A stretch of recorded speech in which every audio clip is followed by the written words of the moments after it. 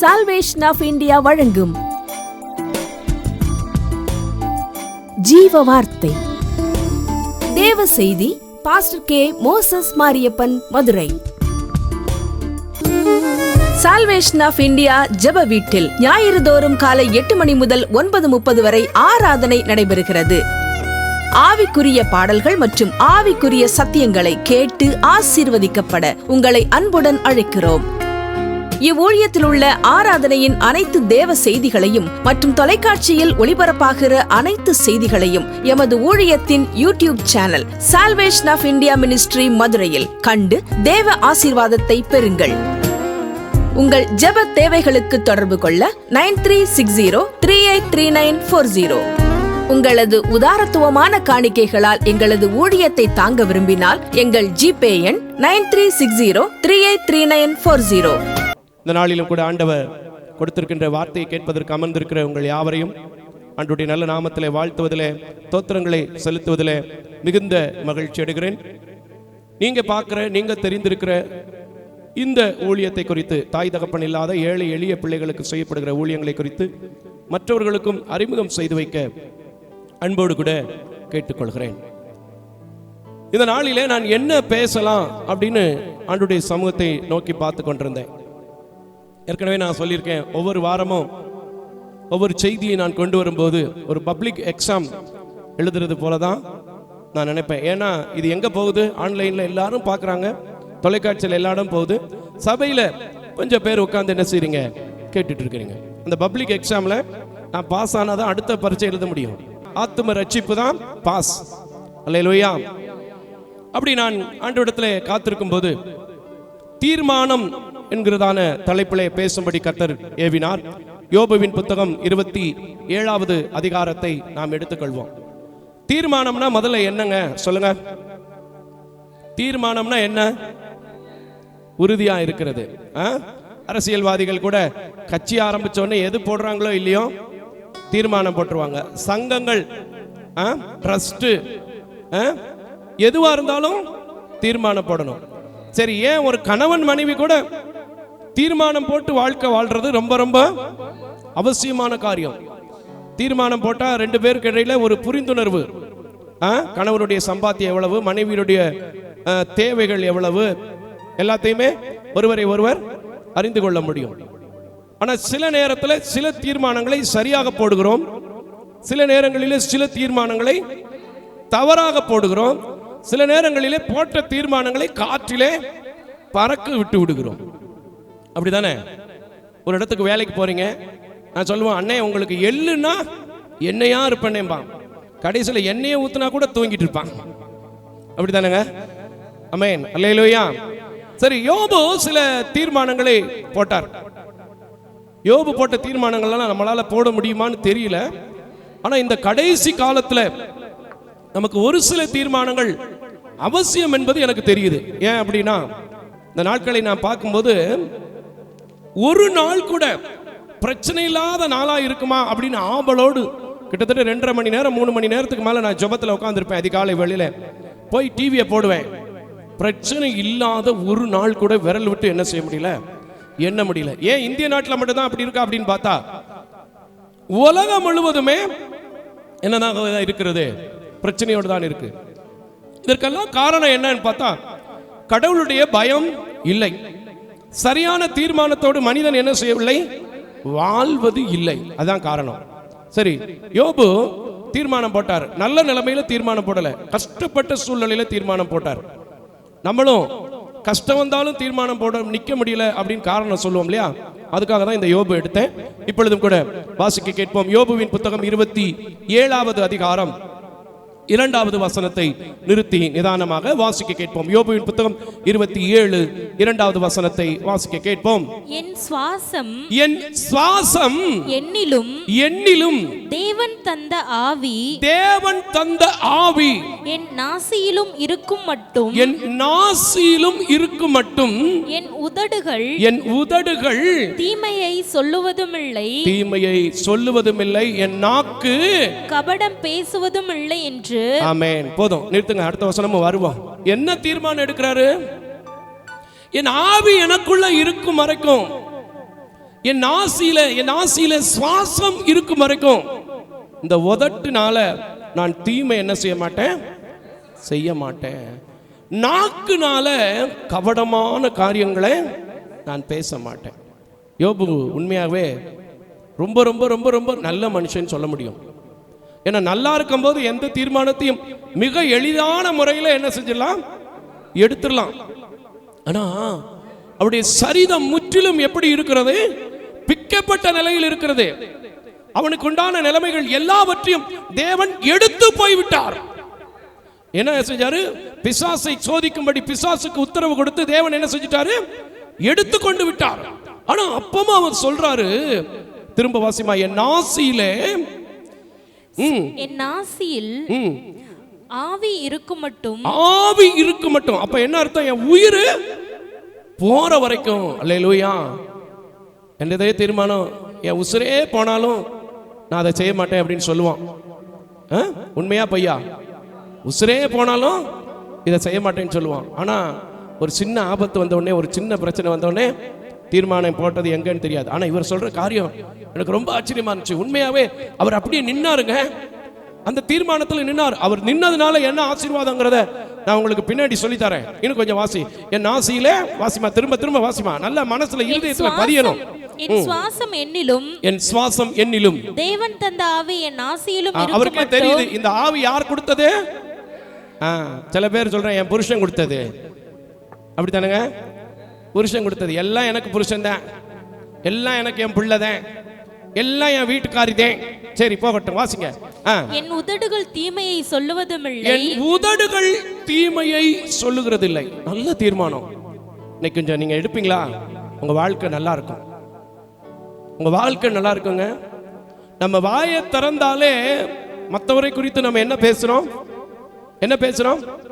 ஒருவேளை தீமையாவே கூட அவங்க நடந்துட்டு போட்டுமே, ஆனா அதுக்கு நீங்களும் நானும் நியாயாதிபதி கிடையாது. ஜட்ஜ்மெண்ட் கொடுக்கிறதுக்கு நீங்களும் நானும் அந்த அளவுக்கு தகுதி வாய்ந்தவர்கள் இல்ல.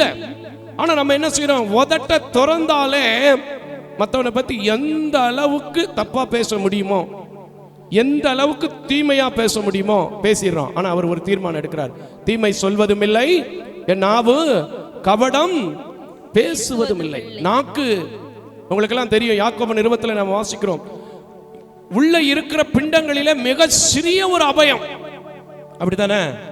ஆனா பெரிய காட்டையும் கொளுத்தி விடுகிற நெருப்பு.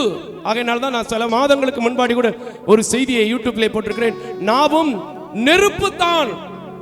அந்த நாக்கினாலே நான் என்ன செய்ய மாட்டேன், கபடான காரியங்கள் யாரை குறித்தும் கர்த்தரை குறித்தும் நான் என்ன செய்ய மாட்டேன், பேச மாட்டேன்.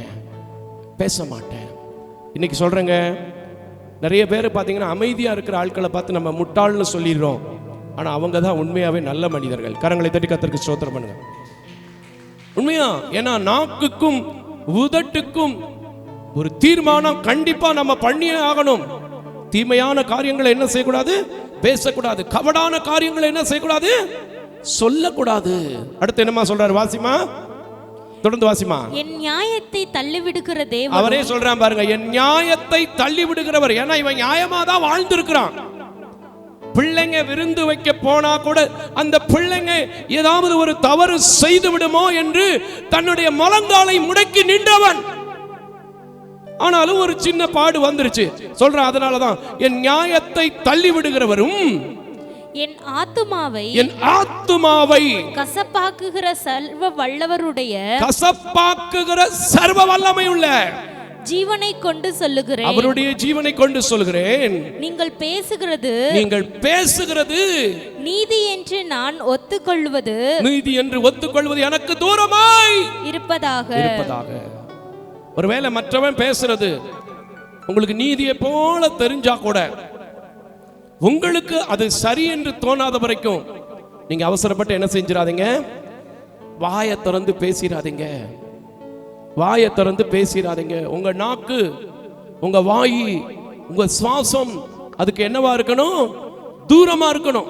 அப்படியா இருக்கு ஏக்கா அப்படின்னா போதும், என்னமா சொல்ல வந்த, என்ன அப்படி 4 தடவை வாயை திறந்துருவோம் நம்ம. என்னமா சொல்ல வந்தையா, என்னையா யோ அப்படின்றோம் நம்ம ஆம்பளையாளு. சரி வாசிமா. என் ஆவி பிரியும் மட்டும். அவர் பாருங்க, இந்த தீர்மானம் ரொம்ப ரொம்ப இம்பார்ட்டன்ட்ங்க. இதை வச்சுதான் ஒரு பாட்டு கூட வந்துச்சு, பின்னாடி பாடுவோம் அந்த பாட்டை. என் ஆவி பிரிய மட்டும் என் உத்தமத்தை என்னை விட்டு விலக்கே. ஆமென். எவ்வளவு அழகான ஒரு தீர்மானம். சில தீர்மானங்களை குடும்பத்திலோ பிசினஸ்லோ ஊழியத்திலோ எடுக்கும்போது சில பாடுகள், சில பிரச்சனைகள், சில கஷ்டங்கள் இருக்கும். ஆனா நான் சொல்றேன், நீங்க இப்ப கஷ்டப்படுறது போல தெரிவிங்க, யோபுவை போல சரிதம் முழுவதும் பிக்கப்பட்ட நிலைமையை போல தெரியலாம், எல்லாவற்றையும் இழந்தது போல தெரியலாம். ஆனா பின்னாடி ஒரு வாழ்க்கை இருக்கு. அதை மறந்து விட்டு எடுத்தோம் கவுத்தோம் எதை வேணாலும் என்ன செஞ்சிடக்கூடாது, பேசிடக்கூடாது. இன்னும் என்னமா பேசுறாரு வாசிமா? 6வது வசனம் வரைக்கும் எனக்கு தேவைப்படுது. வாசி மக்களே. என் நீதியை கெட்டியாய் பிடித்திருக்கிறேன். பாத்தீங்களா, அவர் உத்தமத்தை மட்டும் சொல்லல, என்னுடைய நீதியை நான் என்ன செய்றேன், கெட்டியா பிடிச்சிருக்கேன். உங்களால என்னைக்காவது சொல்ல முடியுமா, போயா அங்கிட்டு நீதியாவது கெட்டியாவது பிடிக்கிறதாவது? அவன் பொழைக்கிறதே பெரிய பாடா இருக்கு. என்னத்தையாவது ஒண்ணு சொல்லப்பா, அவர் என்னத்தையாவது ஒண்ணு சொல்லிட்டு போறாரப்பா. ஹலோ, நான் சொல்றேன், கர்த்தருடைய வலது பாரிசத்திலே போய் யோபு நிற்பதற்கும், யோபுவை குறித்து 42:7 அவனை குறித்து ஒரு சாட்சி உண்டாவதற்கும், அவனுடைய நீதியும் அவனுடைய பேச்சும் அவனுடைய செயல்பாடும் என்னவாக அமைந்தது? சாட்சியாக அமைந்தது. கரங்களை தட்டி கர்த்தருக்கு ஸ்தோத்திரம் பண்ணுங்க. இன்னைக்கு நம்ம கையில சாட்சி இருக்குதா? வாயை திறந்தா நம்ம எப்படி பேசுறோம்? வாயை திறந்தா எப்படி பேசுறோம்? உங்கள் நாக்கு கபடத்து பேசுவதற்கு காத்துக் கொள்கிறதா? சர்வ வல்லவர் கசப்பை கட்டளையிட்டு இருக்கிறார் என்று தெரிந்தும் அவன் தீமையானவைகளை பேசவில்லை. அவன் ஆத்மாவுக்கு தூரமாக இருப்பதாக என்று சொன்னான். நம்ம என்ன சொல்றோம்? கடவுளே என்னை கைவிட்டாரு, நீ நான் என்ன செஞ்சு என்னவா இருந்து எப்படி வாழ்ந்தாத்த என்ன? ஹலோ, நான் சொல்றேங்க, வாழ்க்கை என்பது தேவன் கொடுக்கிறது. அது ஒரு முறை மட்டும்தான். இப்படித்தான் வாழ வேண்டும் என்கிற தீர்மானம் இருக்கிறவர்கள் வாழ்க்கையிலே ஜெயிக்கிறார்கள். எப்படி வேண்டும் என்றாலும் வாழலாம் என்று நினைக்கிறவர்கள் வாழ்க்கையிலே தோற்கிறார்கள். நீங்க எப்படிப்பட்ட தீர்மானத்தில் இருக்கிறீங்க? எப்படிப்பட்ட தீர்மானத்தில் இருக்கிறீங்க? கொஞ்ச கால சந்தோஷம், கொஞ்ச கால பாடுகள் என்பது மனிதனுடைய வாழ்க்கையிலே உலக பிரகாரம் உள்ளது. அது என் கிறிஸ்துவை அறிந்த பிள்ளைகளுக்கு, என் ராஜாதி ராஜாவுக்கு சொந்தக்காரராக இருக்கிற உங்களுக்கும் எனக்கும் ஒரு சிறப்பான பங்கும் ஒரு சிறப்பான சுதந்திரமும் என் தேவனுடைய சமூகத்தில் என்ன வேண்டாக இருக்கிறது. ஆனா அதுக்கு என்ன வேணும்? உங்களுக்குள்ளே சில நல்ல தீர்மானங்கள் வேண்டும். பொய் சொல்ல மாட்டேன், மற்றவனை குறித்து குறை சொல்ல மாட்டேன், தேவையில்லாம மற்றவர்களை குறித்து கம்பேர் பண்ண மாட்டேன், இச்சையான காரியங்கள், பாவமான காரியங்களை நான் செய்ய மாட்டேன். என்னைக்காவது தீர்மானம் எடுத்திருக்கீங்களா? நீங்க தீர்மானம் எடுக்கும் போது சில நேரத்தில் குடும்பத்தில் பட்ஜெட்ல கூட துண்டு விழலாம். இந்த கோயிலுக்கு போக மாட்டேன், இந்த இடத்துக்கு வர மாட்டேன், இவங்க கொடுக்கிற சாப்பாடை சாப்பிட மாட்டேன்னு சொல்லும் போது சில காரியங்களில் உங்களுக்கு பிரச்சனை வரலாம். ஆனா நான் சொல்றேன், யோபுடைய பின் வாழ்க்கையை நான் உங்களுக்கு காமிச்சு தரேன். அவன் பூரண ஆனதை போல நீங்க பூரணமாய் மாறுவீங்க. கரங்களை தட்டி கர்த்தருக்கு ஸ்தோத்திரம் பண்ணுங்க. சொல்றேன் பாருங்க, என் நீதியை கெட்டியாய் பிடித்துக் கொண்டேன். வாசிமா. அதை நான் விட்டுவிட மாட்டேன். இந்த தீர்மானம் இன்னைக்கு கொஞ்சம் மனசுல எடுத்துக்கங்களேன், எழுதி வச்சுக்கங்களேன். எந்த சூழ்நிலையிலையும் சரி, மோசஸ் மாரியப்பன் எந்த சொந்தக்காரங்களுக்காகவும் எந்த கூட வேலை பார்க்குறவங்களுக்காகவும் எனக்குன்னு வச்சிருக்கிற ஆண்டோடைய காரியத்துல கொஞ்சம் கூட அப்படி விட்டு கொடுத்து ஈவு சிவா முகத்தாட்சணையோட வாழ்ந்ததும் இல்லை, இனிமே வாழ போறதும் இல்லை. அதனால யாரு போனாலும் கவலைப்பட போறதும் கிடையாது. கரங்களை தட்டி கர்த்தருக்கு ஸ்தோத்திரம் பண்ணு. அதனாலதான் நிக்கிறோம், அதனாலதான் இந்த ஊழியம் நிலைக்கிறது. யோபு அதனால்தான் நின்றான், வென்றான், ஜெயித்தான். இன்றைக்கு இதை பார்க்கிறேன், இதை கேட்கிறேன் அன்பான தேவச்சனமே. அவர் நீதியின் தேவன், அவர் வெற்றியின் வேந்தன், அவர் உத்தம மனவாளன். ஆனால் அந்த உத்தமம், அந்த நீதியும் உங்கள் வாழ்க்கையில் என்ன செய்ய வேண்டும்? இருக்க வேண்டும். இருக்கா? வாசிமா தொடர்ந்து முடிச்சிருவோம். நான் உயிரோடு இருக்கும் அளவும். பாத்தீங்களா எவ்வளவு தீர்மானம், எவ்வளவு அழகான ஒரு தீர்மானம். சொல்லலாம், செய்ய முடியலையே பிரதர், செய்யணுங்க. செய்யணுங்க, செய்யணும். உங்களுக்கு ஒரு விஷயம் தெரியுமா? ஒரு கேத்தலிக் சபையிலிருந்து எனக்கு அழைப்பு வந்தது. ஒரு கேத்தலிக் சபையிலிருந்து எனக்கு அழைப்பு வந்தது. 1.25 லட்சம் ரூபாய் தர்றேன் நாங்கள் ஊழியத்துக்கு. நான் போக மாட்டேன். ஏன் தெரியுமா? என் அழைப்பை விட்டு 1.25 லட்சம் அல்ல, 1.25 கோடி கொடுத்தாலும் நான் போக மாட்டேன். கரங்களை தட்டி கர்த்தருக்கு ஸ்தோத்திரம் பண்ணு. உண்மையா சொல்றேன். லைவ்ல போகும், இந்த தொலைக்காட்சியில பார்ப்பாங்க. ஒருவேளை அவங்க கூட காணிக்கை கொடுக்கறவங்க இருக்கலாம். கொடுக்காம போனாலும் அதை பத்தி கவலை இல்லை. என் உயிர் பிரிய மட்டும் காணிக்கைக்காகவும் என் நீதியை விட மாட்டேன், காணிக்கைக்காகவும் என் உத்தமத்தை விட மாட்டேன். உங்களால் அந்த தீர்மானம் எடுக்க முடியுமா? எடுத்தீங்கன்னா வாழ்க்கையில ஜெயிப்பீங்க, இல்லைன்னா தோத்து போயிருவீங்க. சில பேர் சொல்லுவாங்க, இது வரைக்கும் நான் போயிட்டேன், இனிமே நான் அந்த கோயிலில் போய் சாப்பிட மாட்டேன். இது வரைக்கும் போயிட்டேன், இந்த விசேஷத்துக்கு போய் நான் சாப்பிட மாட்டேன். எல்லாம் தீர்மானம் படியை விட்டு கடந்து போனவனே போயிரு. எல்லாருக்கிட்டையும் இந்த குறை இருக்கு, எல்லா சர்ச்சிலும் இருக்கு, எல்லா ஊருக்குள்ளும் இருக்கு இந்த தீர்மானம். ஆனா நான் சொல்கிறேன், உங்கள் வாழ்க்கையின் ஆசீர்வாதத்திற்கு மிகப்பெரிய ரகசியமே நீங்கள் போடக்கூடிய தீர்மானங்கள் தான், திட்டங்கள் தான். அது தேவனோடு, தேவனை சார்ந்ததாக, தேவனை பிரியப்படுத்துகிறதாக இருக்கும்போது சில பாடுகளும் இருக்கும். ஆனால் நீங்கள் தோற்கிறவர்களாக இருக்க மாட்டீர்கள், ஜெயிக்கிறவர்களாக, ஜெயத்தை பெற்று கொடுக்கிறவர்களாக இருப்பீர்கள். கரங்களை தட்டி கர்த்தருக்கு ஸ்தோத்திரம் பண்ணு. உங்களுக்கு தெரியலங்க, இது உங்களுக்கு தெரியல. என்னையா அவன் தீர்மானமா எடுக்கிறான், துன்மார்க்கத்தில் வாழ்றான், நல்ல சந்தோஷமா தானே இருக்கான், நல்ல சுகபோகமா தானே இருக்கான், அப்படி உங்களுக்கு தோணும். அப்படிதான் உங்களுக்கு தோணும். நிச்சயமா எனக்குமே சில நேரத்தில் அப்படித்தான் தோன்றி இருக்கிறது, அப்படிதான் தோன்றி இருக்கு. நான் ஆண்டவரே ஆண்டவரேன்னு காத்து கிடக்கேன், ஒண்ணுமே இல்லாம கம்பு கூட்ட கிழிஞ்ச சட்டையிலிருந்து வந்தேன், எனக்கு என்ன நடந்துச்சு, அவனை பாரு அவனை பாருன்னு தோணுச்சு. ஆனா இந்த வசனத்தை படிக்க படிக்க படிக்க, அட மரம் மண்டை, அதெல்லாம் வேஸ்ட்டு, அவனுடைய நிலைமை எப்படி ஆகுங்கிறத பாருன்னு இதே யோபுல 11வது வசனத்திலிருந்து எழுதுறாரு பாருங்க. வாசிமா, இதே அதிகாரம் 27:11 வாசிப்பா. தேவனுடைய கரத்தின் கிரியையை குறித்து, தேவனுடைய கரத்தின் கிரியையை குறித்து உங்களுக்கு உபதேசிப்பேன். ஒருவேளை நீங்க நினைக்க கூடாது, எப்பவுமே இவர் இப்படிதான், எப்பவுமே கடிச்ச சத்தியம் தான், எப்பவுமே என்னத்தையாவது ஒண்ணு சொல்லி சொல்லி நம்மள ஒரு மாதிரி பண்றாரு. ஏன் பண்றேன் தெரியுமா? அவருடைய கிரியை கோபப்படுகிற கிரியைக்குள்ள போகக்கூடாது. அவருடைய கிரியை அன்பின் கிரியையை ருசிக்கணும். நீங்க கரங்களை தட்டி கர்த்தருக்கு ஸ்தோத்திரம் பண்ணுங்க. உபதேசிப்பேன். வாசிமா. சர்வ வல்லவரிடத்தில் இருக்கிறதை நான் மறைக்க மாட்டேன், இருக்கிறதை நான் மறைக்க மாட்டேன். சில நேரத்தில் என்னை பற்றி பேசுறீங்கல்ல, ஏன் இப்படி எல்லாம் பேசுறாரு, இவருக்கு மட்டும் ஏன் இப்படி வசனம் கிடைக்குது? சர்வ வல்லவர் எனக்கு மறைக்க மாட்டாரு, எனக்கு மறைத்ததை நான் உங்களுக்கு மறைக்க மாட்டேன். கரங்களை தட்டி கர்த்தருக்கு ஸ்தோத்திரம் பண்ணுங்க. என்ன நடந்தாலும் சரி, எப்படி நடந்தாலும் சரி, ஒரு ஊழியத்தை பண்ணணுங்கிற திட்டம் மட்டும், உடன்படிக்கை மட்டும் போட்டுட்டேன்னு வச்சுக்கோங்க, என் கர்த்தரை பற்றி பிடித்து தீர்மானம் எடுப்பேன், அவர் அந்த தீர்மானத்தில் ஜெயிக்கும்படி வைக்கிறார். கரங்களை தட்டி கர்த்தருக்கு ஸ்தோத்திரம். வாசிமா. இதோ நீங்கள் எல்லாரும் அதை கண்டிருந்தும், நீங்கள் இத்தனை வீண் எண்ணங்கள் கொண்டிருக்கிறது என்ன? ஆமென். எல்லாம் கேட்டிருக்கீங்க, எல்லாம் கண்டிருக்கீங்க, போயா வரும்போது பாத்துக்குருவோம் அப்படித்தானே சொல்றீங்க.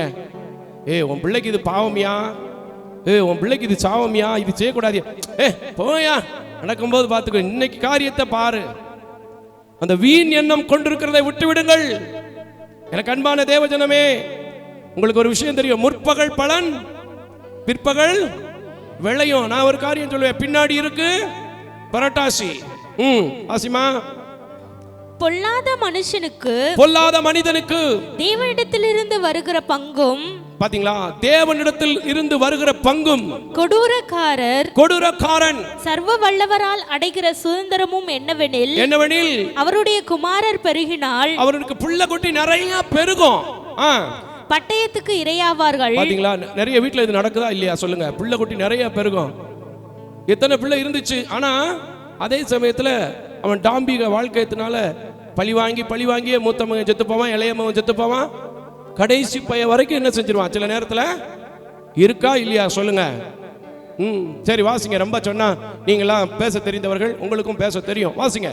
அவன் கர்ப்ப பிறப்புகள் ஆகாரத்தினால் திருப்தியாவதில்லை. நிச்சயமா சொல்றேன், நல்லா சாப்பிட்டுக்கிட்டே தான் இருப்பானே தவிர சாப்பிட்டு முடிச்சிருக்கவே மாட்டான். ஆனா நீங்களும் நானும் இப்படி ஒரு தீர்மானங்களை மட்டும் எடுத்து வாழும்போது எப்படி இருப்போம் தெரியுமா? திருப்தியாக்கி ஏப்பம் விட்டு எழுந்திருப்பீங்க. கரங்களை தட்டி கர்த்தருக்கு ஸ்தோத்திரம் பண்ணுங்க. அவனுக்கு மீதியானவர்கள் செத்து புதைக்கப்படுவார்கள். ஆமென். இதெல்லாம் நான் சொன்ன விளக்கம் சொன்னா என்னை வைவீங்க. சரி போகட்டும், அடுத்த வசனத்தை வாசிருங்க. அவனுடைய விதவைகள் புலம்புவதும் இல்லை. ஆமென். கவலையே பட மாட்டாங்க. நல்லா இருக்கிறவன் செத்தா கவலைப்படுவாங்கய்யா. ஆனா நல்ல பணக்காரன், நல்ல வசதியானவன், நல்ல பொல்லாப்புத்தன சல்லத்தனம் பண்ணி வாழ்றவன் செத்து போனா அவன் என்ன செய்வான்? இன்னொருத்தனை விட்டுட்டு இன்னொருத்தன்ட்ட போயிடுவான். நடக்குதா இல்லையா? அதே சமயத்தில் நல்ல உத்தமமாய் வாழ்கிற பிள்ளைகள், உத்தமமாய் வாழ்ந்த மனிதர்கள் செத்து போனா என்ன நடக்கும்? அங்க அழுக இருக்கும், புலம்பு இருக்கும், ஏக்க இருக்கும். கர்த்தர் கொடுத்தது இதுதான் அப்படிங்கிறது இருக்கும். ஆனா அவன் என்ன செய்ய மாட்டா? கவலையே பட மாட்டா. போடா, என்னத்தையா இருந்த வரைக்கும் அனுபவிச்சான், இல்லாத எப்ப அடுத்து இவனை விட கொஞ்சம் வசதியா எவனா சிக்கிறானான்னு பாரு. அப்படிதான் போய்கிட்டு இருக்கு இன்னைக்கு உலகம். சரி போகட்டும், வாசிங்க. அவன் புழுதியை போல பணத்தை குவித்து கொண்டாலும், அவன் ஒருவேளை புழுதியை போல பணத்தை குவிக்கலாம், மண்ணை போல வஸ்திரங்களை சவதரித்தாலும், அவன் சவதரித்ததை நீதிமான் உடுத்திக் கொண்டு குற்றமில்லாதவன் அவன் பணத்தை பகிர்ந்து கொள்ளுவான். ஆமென். சரி, இதுல 21 வசனத்தை வாசிருங்க. நிறைய வசனம் இருக்கு, நீங்க வீட்டுல படிச்சு பாருங்க. ஏன்னா எனக்கு கொஞ்சம் கஷ்டமா இருக்கு சபையில நின்று பேசுவதற்கு. ஆனா இந்த காலத்திற்கு தேவை. இதை அறியாமல் ஒரு நல்ல தீர்மானங்களை எடுக்காமல், ஆவியிலே பலப்படாமல், ஒரு சின்ன சின்ன பிரச்சனை வந்தவுடனே கலண்டு போய்கிட்டு இருக்கோம். சபையை விட்டு கலண்டு போய் கொண்டு இருக்கிறோம். சபையை விட்டு என்ன செஞ்சிட்டு இருக்கிறோம்? பிரிந்து போய் கொண்டிருக்கிறோம். உத்தமத்துல நிக்க முடியல, நீதியை கட்டியா பிடிச்சுக்க முடியல, லஞ்சம் வாங்குறோம், கையை நீட்டுறோம், பாவத்தை செய்றோம், இச்சைகளுக்குள்ளே விழுந்து போகிறோம். உதட்டால எவன் குடிய கெடுக்கலாம், எனக்கு வேலை கிடைக்கணும்னா அடுத்தவனை பத்தி எப்படி வேணாலும் போய் சொல்லலாம். இருக்கா இல்லையா? சொல்லுங்க பாப்போம். எனக்கு அன்பான தேவஜனமே, எல்லாவற்றுக்கும் பதில் உண்டு. உத்தமத்திற்கும் பதில் உண்டு, நீதியை கெட்டியாய் பிடித்ததற்கும் பதில் உண்டு. சுவாசம் போகும் வரை என் உதடு தீமை பேசவில்லை, பேசக்கூடாது என்று தீர்மானம் எடுத்தால் அதையும் தேவன் பார்த்து உங்களை ஆசீர்வதிக்கிறார். ஹல்லேலூயா. அதுல 21 வசனத்தை மட்டும் வாசிமா. கொண்டல் காற்று அவனை தூக்கி கொண்டு போக. 20 மட்டும் வாசி. 20 மட்டும் வாசி. வெள்ளத்தை போல திகில்கள், வெள்ளத்தை போல திகில்கள் அவனை வாரி கொண்டு போகும். ஆமென். பாத்தீங்களா? இதுல 19 நீங்க வாசிக்கும்போது ரொம்ப அழகா இருக்கும். வீட்டுல போய் படிச்சு பாத்துங்க. எனக்கு அன்பான தேவஜனமே, அதே சமயத்துல இப்படிப்பட்ட நல்ல தீர்மானத்தை எடுத்த யோபுக்கு என்ன நடந்துச்சுன்னு எத்தனையோ வசனங்களை படிச்சிருப்பீங்க. இந்த வசனங்களை படிச்சிருக்கீங்களான்னு தெரியல. 42வது அதிகாரத்துக்கு எடுத்துட்டு வாமா. 42வது அதிகாரத்துக்கு எடுத்துட்டு வாங்க. அவனுக்கு ரெட்டிப்பாய் கொடுத்தார், பின்னிலைமை பார்க்கிலும் முன்னிலைமை ஆசீர்வாதமா இருந்துச்சு. இது எல்லாம் தெரியும். ஆனா அங்க ஒரு ரொம்ப விசேஷமான வார்த்தை, ஒரு நம்பிக்கைக்குரிய வார்த்தை, உங்கள் மனம் திரும்புதலுக்குரிய வார்த்தை, உங்களுக்கு தேவையான வார்த்தை, உங்கள் எழுப்புதலுக்கு அவசியமான வார்த்தை, உங்கள் தீர்மானத்திற்கு தேவையான வார்த்தை அங்க இருக்கு பாருங்க. 42:16 வாசிங்கம்மா. 42:16 யோபு 42:16 வாசிங்க. இதற்கு பின்பு யோபு 140 வருஷம் உயிரோடு இருந்து, 140 வயது உயிரோடு இருந்து 4 தலைமுறையாக. கரங்களை நல்லா தட்டுங்க, நல்லா தட்டுங்க, நல்லா தட்டுங்க, நல்லா தட்டுங்க. சர்வ வல்லமை உள்ளவர் தேவரே எனக்கு கசப்பை கட்டளையிட்டு இருக்கிறார் என்று சொன்னவன் தான். ஆனாலும் நீதியை கட்டியாய் பிடித்திருப்பேன், உத்தமத்தில் நிலைத்து நிற்பேன் சொன்னவனே 140 வயசு வந்து எத்தனை தலைமுறை? இன்னைக்கு உங்க சந்ததி எத்தனை தலைமுறையில போயிட்டு இருக்கு, எப்படி போக போகுதுங்கிறத நீங்க தான் தீர்மானிக்கணும். பிள்ளைகள் தவறு செய்தா உடனே சொல்லணும், மக்களே இது நம்ம குடும்பத்துக்கு ஆகாது. கணவன் தவறு செய்யறாரா, ஐயா இது நம்ம குடும்பத்துக்கு ஆகாது. மனைவி தவறு செய்யறாங்களா, இல்ல இல்ல நம்ம இப்படி உடன்படிக்கை செய்து திருமணம் பண்ணவங்க, இதை நம்ம செய்ய கூடாது சொன்னீங்கன்னா உங்க வாழ்க்கை 4 தலைமுறை இல்ல, நான் சொல்றேன் 40 தலைமுறை வாழும். இது தேவனுடைய வார்த்தை, விசுவாசித்தால் நடக்கும். ஏன்னா ஒரு வார்த்தை கூட வீணா போகாதுன்னா, என் வார்த்தையினாலே எத்தனையோ ஊழியத்தை இதுவரைக்கும் கர்த்தர் கிருபையினால் இரக்கத்தினால் தயவினால் செய்ய வைத்தார் என்றால், இன்றைக்கு நல்ல தீர்மானங்களை எடுக்கிற குடும்பங்கள், விட வேண்டிய காரியங்களை விட்டு விடுகிற குடும்பங்கள். யோபுவை போல எப்படி மரிக்க போறீங்க தெரியுமா? வாசிமா தொடர்ந்து. 4 தலைமுறையாக தன் பிள்ளைகளையும் தன் பிள்ளைகளுடைய பிள்ளைகளையும். கரங்களை நல்லா தட்டுங்க. பிள்ளைகளின் பிள்ளைகளை காண போறீங்க. ஆனா இன்னைக்கு சில நல்ல தீர்மானங்கள் இல்லாதனால பிள்ளைகள் வாழ்க்கையவே பார்க்க முடியல. கல்யாண ஸ்டேஜ்ல பிள்ளை செத்து போகுது. பாக்குறீங்களா? உண்மையா பொய்யா? நான் தப்பா சொல்லலங்க. கல்யாண ஸ்டேஜ்ல பிள்ளை என்ன செஞ்சிருது? செத்து போகுது. ஒரே மகன் செத்து போயிட்டான், ஒரே மக செத்து போயிட்டா. காரணம் என்ன தெரியுமா? நல்ல தீர்மானங்கள் உங்கள் வாழ்க்கையில இல்லை. இன்னைக்கு நான் சொல்றேன், நல்ல தீர்மானங்கள் உங்கள் வாழ்க்கையில இருந்துச்சுன்னா உங்க வாழ்க்கையில பிள்ளைகளை காண்பீர்கள். யோபின் புத்தகம் 13வது அதிகாரம், நமக்கெல்லாம் தெரிஞ்ச ஒரு வசனம் தான். 14-15 மட்டும் வாசிமா. 14-15. யோபு 13-14-15. நான் என் பற்களினால் என் சதையை பிடுங்கி என் பிராணனை என் கையிலே வைப்பானே. அவர் என்னை கொன்று போட்டாலும். அப்ப என்ன சொல்றாரு? இப்படி நான் என் நிலைமை, என்னுடைய சதையை பிடுங்கி என் கையில வச்சிருந்தாலும், அவர் என்னை கொன்று போட்டாலும் அவர் மேல் நம்பிக்கையாய் கரங்களை தட்டி கர்த்தருக்கு ஸ்தோத்திரம் பண்ணுங்க. போதுமா?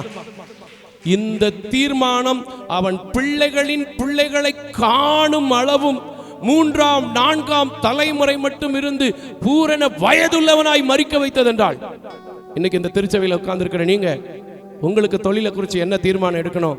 ஆபீஸ்ல நீங்க போட வேண்டிய தீர்மானம் என்ன? குடும்ப வாழ்க்கையில நீங்க போட வேண்டிய தீர்மானம் என்ன? ஊழியத்தில் நீங்க செய்யப்பட வேண்டிய தீர்மானம் என்ன? எல்லாம் தெரியும்.